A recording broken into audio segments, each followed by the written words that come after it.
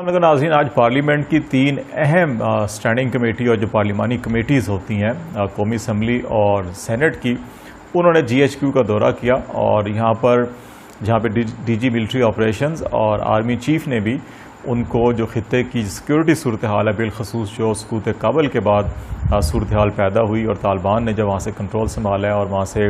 آبادی کا انخلاء ہو رہا ہے، مہاجرین کی صورت میں بھی اس طرف دباؤ بڑھنے کے خدشات ہیں اور اس کے ساتھ ساتھ بارڈرز کے اوپر بھی بعض دہشت گردی کے واقعات جو ہے کہ وہ اکا دکا ہو رہے ہیں۔ اس تناظر میں ایک تو افغانستان صورتحال اور اس کے بعد جو پاکستان کے لیے چیلنجز پیدا ہو رہے ہیں، ان موضوعات کے اوپر ان اسٹینڈنگ کمیٹیز کو تفصیلی بریفنگ دی گئی اور اس کے ساتھ ساتھ جو کشمیر کی صورتحال ہے، مقبوضہ کشمیر کی بالخصوص، اور اس کے نتیجے میں جو ایسٹرن بارڈر کے اوپر جو نئی ڈیولپمنٹس ہو رہی ہیں، اس کے حوالے سے بھی جو ارکان پارلیمنٹ اور اسٹینڈنگ کمیٹیز کے ارکان ہیں ان کو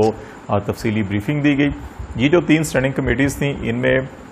قومی اسمبلی کی قائمہ کمیٹی برائے دفاع اور سینٹ کی قائمہ کمیٹی برائے دفاع اور پارلیمانی کمیٹی برائے کشمیر افیئر جو ہے، ان کے ارکان شامل تھے اور اس میں سبھی پارٹیوں کے، اس میں حکمران جماعت پی ٹی آئی کے بھی اور اپوزیشن جماعتوں کے بھی ارکان شامل ہیں جنہوں نے جی ایچ کیو کا دورہ کیا۔ اس کی تفصیلات ہم آپ سے شیئر کریں گے۔ یہ اس اعتبار سے اہم بریفنگ تھی کیونکہ جب سے افغانستان کے اندر تبدیلی آئی ہے، ڈیولپمنٹس ہوئی ہیں اور طالبان نے افغانستان کا کنٹرول سنبھالا ہے، اس کے بعد یہ اس طرح سے پارلیمانی سطح کے اوپر پولیٹیکل لیڈرشپ اور جو ملٹری لیڈرشپ ہے اس کا یہ پہلا انٹریکشن ہوا ہے اور اس میں یہ بڑی طویل نشست ہوئی ہے۔ اس کے اندر سوال و جواب بھی کھل کر ہوئے ہیں اور ملٹری آفیشلز کی جانب سے بڑی کھل کر اس کے جوابات بھی دیے گئے ہیں۔ ان پر بھی ہم بات چیت کریں گے کہ کس قسم کی یہ ڈسکشن ہوئی ہے۔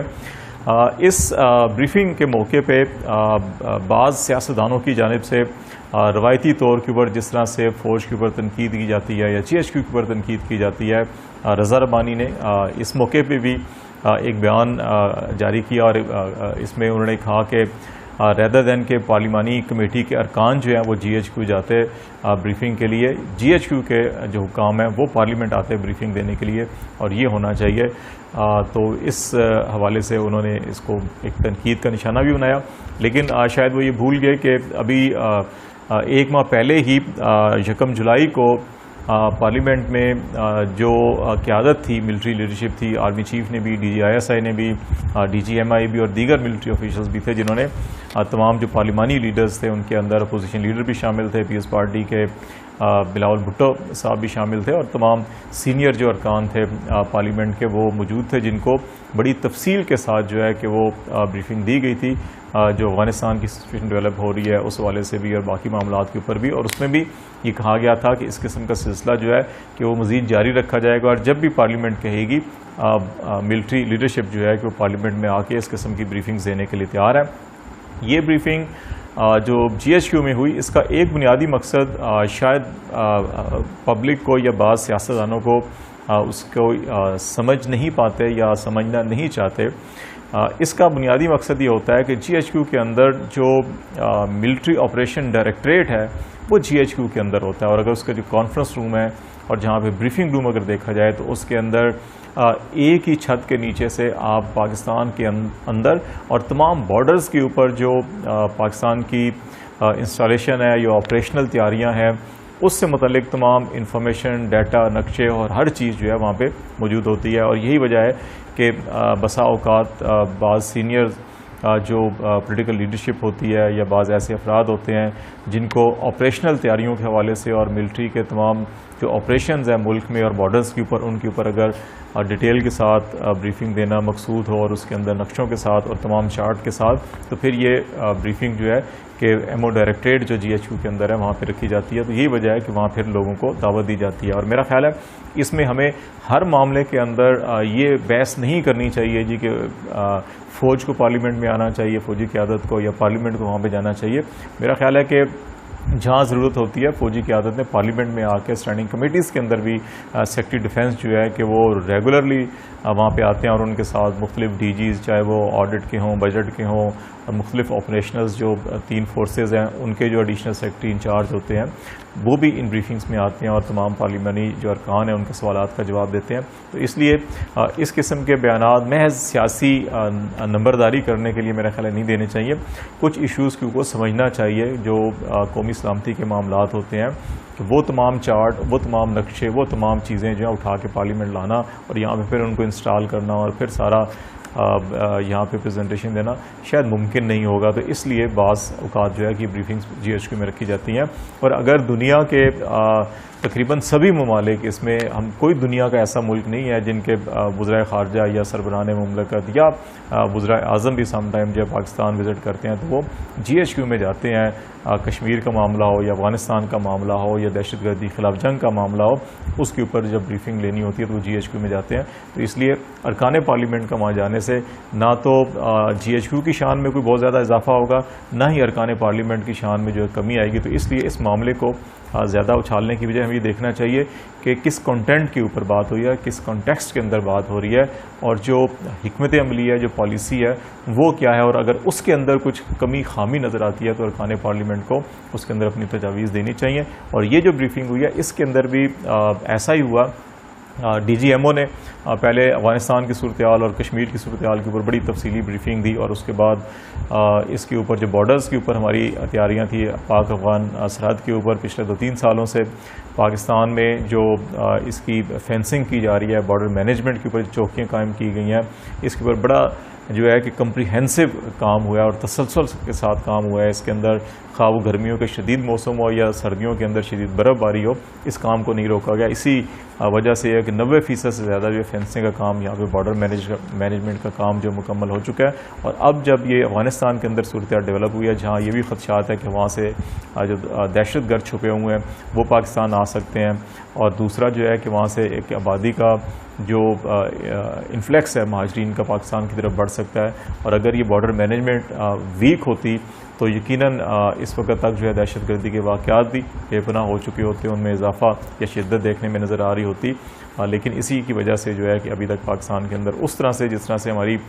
2007, 8, 9, 10, 11, 12 اور 13 تک جو ہے کہ دہشت گردی کے واقعات میں مسلسل اضافہ ہو رہا تھا اور بے تحاشا دہشت گردی کے واقعات ہوئے تھے, وہ ابھی بہت کم نظر آ رہے ہیں.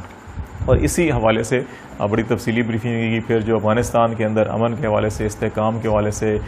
جو وہاں پہ انکلوسیو گورنمنٹ کے حوالے سے کوششیں چل رہی ہیں انٹرنیشنل لیول کے اوپر, جو پاکستان اس کے اندر جو کردار ادا کر رہا ہے اس کے اوپر بھی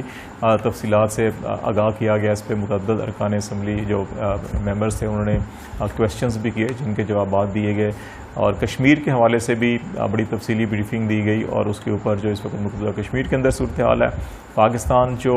کشمیری عوام کی, کشمیر کاز کی سپورٹ کرتا ہے, اور جو پاکستان کی کمٹمنٹ ہے خواہ وہ آرمی کی ہو یا سول لیڈرشپ کی ہو, اس کے بارے میں بھی بات چیت ہوئی اور اس کا اظہار کیا گیا کھل کر. اور پھر اس کے ساتھ ساتھ آرمی چیف نے بھی انٹریکشن کیا تمام جو ارکان پارلیمنٹ سے اسٹینڈنگ کمیٹیز کے ممبر تھے جو گئے تھے. تو آرمی چیف نے کشمیر کے حوالے سے, کشمیر کاز ہو یا کشمیری عوام کی سپورٹ ہو, خواہ وہ اخلاقی ہو, سیاسی ہو, سفارتی ہو,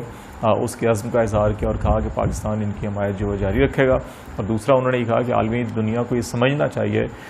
کہ اگر وہ چاہتے ہیں کہ اس علاقے میں امن و استحکام ہو اور دیر پا امن قائم ہو, تو مسئلہ کشمیر کے حل کے بغیر جو ہے کہ یہ محض ایک خواب ہوگا, یہ ایک سراب ہوگا. جب تک مسئلہ کشمیر حل نہیں ہوگا اس وقت تک اس میں علاقائی امن و استحکام کی کوئی ضمانت نہیں دے سکتا. اور دوسرا انہوں نے جو اپنی پاک فوج کی جو کمٹمنٹ میں کشمیر کاز کے ساتھ اور کشمیری عوام کی سپورٹ کے حوالے سے اس کے عزم کا اعادہ کیا اور کہا کہ اس سلسلے میں کسی طرح بھی حکومت پاکستان کی,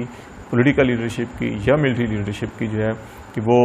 کسی طور کے اوپر بھی جو سپورٹ کا معاملہ ہے یا کشمیر کاز کے ساتھ جو کمٹمنٹ ہے اس کے ساتھ کوئی کمی, بالکل ذرا برابر بھی کمی نہیں آئی, بلکہ یہ وقت کے ساتھ ساتھ کمٹمنٹ میں اضافہ ہو رہا ہے. افغانستان کے حوالے سے بھی آرمی چیف نے یہ کہا کہ افغانستان میں بھی امن و استحکام اس لیے ضروری ہے کہ جو ریجنل کنیکٹیوٹی ہے, جو اکنامک ڈیولپمنٹ ہے اور جو اکنامک جو ریجنل پراسپیرٹی, ترقی, خوشحالی کا عمل ہے وہ افغانستان کے امن کے ساتھ وابستہ ہے. اور پاکستان کی شروع سے یہ کوشش ہے کہ وہاں پہ دیر پا امن قائم ہو. اس وقت بھی جب اتحادی افواج تھی پاکستان نے اس بار بھی متعدد تجاویز پیش کی گئیں, لیکن امن دشمن عناصر جو افغانستان کے اندر تھے انہوں نے افغانستان حکومت جو قابل انتظامیہ تھی اس کو ہوسٹیج بنایا بنائے رکھا، جس کی وجہ سے جو ہے کہ کابل میں اور اسلام آباد کے اندر جو مراسم ہونے چاہیے تھے وہ قائم نہیں ہو سکے. لیکن ابھی انہوں نے امید ظاہر کی کہ وہاں پہ جو سیاسی قیادت اس وقت ہے ان کے اندر یہ خواہش اور جذبہ پایا جاتا ہے اور عزم پایا جاتا ہے کہ وہ مل کر جو ہے کہ حکومت آگے بنانا چاہتے ہیں اور اس کو چلانا چاہتے ہیں. تو انہوں نے امید ظاہر کی کہ یہ اگر اس طرح سے ہوا تو اس سے یقیناً خطے میں امن و استحکام کے حوالے سے بڑی پیش رفت ہوگی. تو اوورآل یہ جو بریفنگ تھی ایک خوشگوار ماحول میں ہوئی اور اس کے جو ثمرات ہیں وہ یقیناً جو سیاسی اور عسکری قیادت کے اندر بعض اوقات بعض عناصر جو ہے وہ دوری یا اختلافات کا تاثر دینے کی کوشش کرتے ہیں. میرا خیال ہے اس کو اس قسم کی ایکٹیویٹیز کو اگر زیادہ فریکوینٹلی کیا جائے، پارلیمنٹ کے اندر بھی بریفنگز رکھی جائیں اور جہاں ضروری ہو وہاں GHQ کے اندر بھی، ایئر ہیڈ کوارٹر کے اندر بھی، نیول ہیڈ کوارٹر کے اندر بھی جو آپریشنلز تیاری ہیں اس کے اوپر جو اسٹینڈنگ کمیٹیز ہیں ڈیفینس کی یا کشمیر کی کمیٹی ہے اس کو جو ہے کہ یہ بریفنگز دی جانی چاہیے. ایک جو سب سے اہم بات وہ یہ بھی تھی کہ ابھی بھی پاکستان کے اندر انتہا پسندی اور دہشت گردی کے حوالے سے بے پناہ چیلنجز ہیں. جو افغانستان کی صورتحال ہے، جو ایسٹرن بارڈر ہے، اس کے نتیجے میں بہت سے چیلنجز نئے بھی ڈیولپ ہوئے ہیں. تو آرمی چیف نے پولیٹیکل لیڈرشپ سے بھی اور پارلیمنٹ کے ارکان سے بھی یہی کہا کہ ان چیلنجز سے، انتہا پسندی اور دہشت گردی کے چیلنج سے نبٹنے کے لیے جو ہے کہ وہ ایک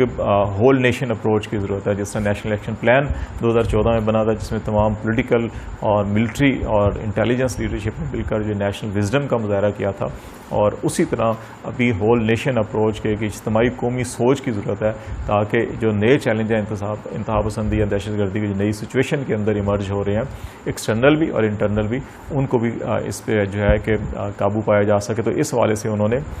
یہ امید ظاہر کی کہ اس میں تمام جو اسٹیک ہولڈرز ہیں اور پوری قوم جو ہے، جس طرح ماضی میں انہوں نے سپورٹ کی پولیٹیکل لیڈرشپ کو، ملٹری لیڈرشپ کو، اس طرح مستقبل میں بھی یہ سپورٹ جو ہے وہ جاری رکھی جائے گی.